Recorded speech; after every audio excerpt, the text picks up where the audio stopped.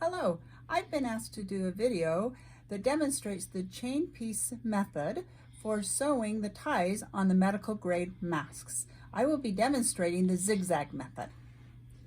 Once you get your mask to this point, you'll have your fold at the top, pleats downward, seam at the bottom, 1/4 inch seam on each side to hold the pleats into place. Once you have your mask to that point, find a tie, find the notches on the middle of the tie, and then you're going to fold this in half and finger press this.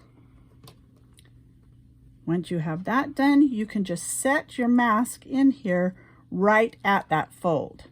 You'll want this notch to be 1 inch down from the top or folded part of your mask. And then you just fold this tie over. The goal is to encase this mask with your tie.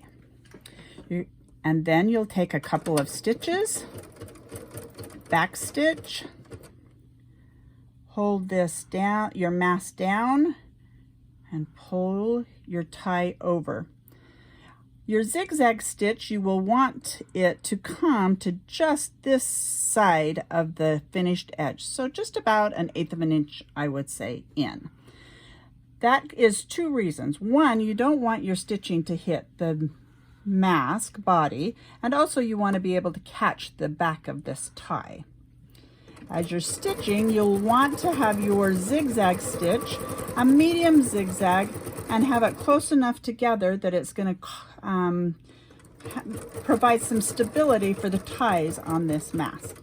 Get to the bottom, back stitch again, raise your presser foot and pull your tie off to the side. Then stitch a couple of extra stitches off of that mask.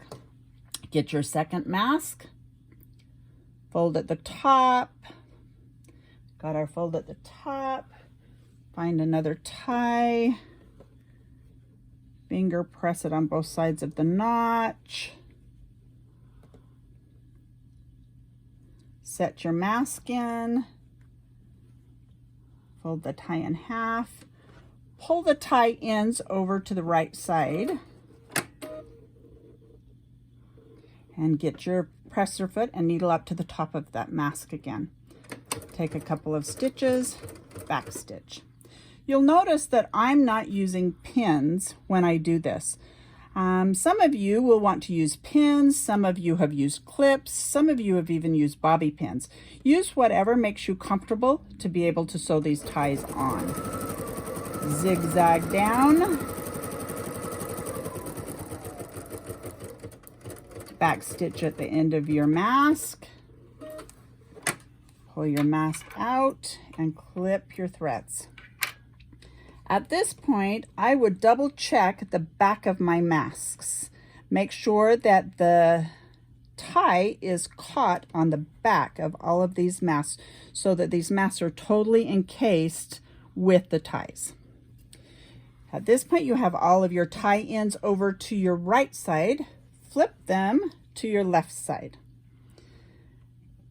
Then I prefer to start at the top of my mask and sew my ties on exactly the same way. So then I flip my masks. The way you'll know is your folded edge is always at the top of your masks. The front side and the back side of your mask look different, but you can always tell which is your top by the folded edge, and you always want this notch to be just 1 inch down from the top of your mask. Once again, fold it over,